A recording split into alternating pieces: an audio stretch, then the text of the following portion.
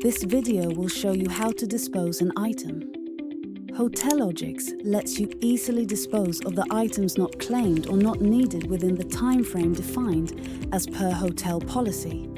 Let us see how. In the Guest Service module, click the Lost and Found tab. Lost and Found panel opens. Identify the item you wish to dispose of. Click on the pencil icon under Action to change the status of the lost item.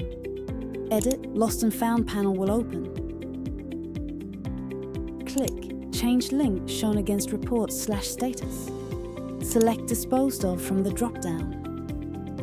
Date, time and location where the item was found is already recorded. In Remarks, enter the details of how the product was disposed of. Click OK. The Lost and Found dashboard remarks column will be updated with the changes.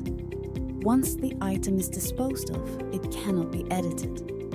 This brings us to the end of the video on how to dispose an item.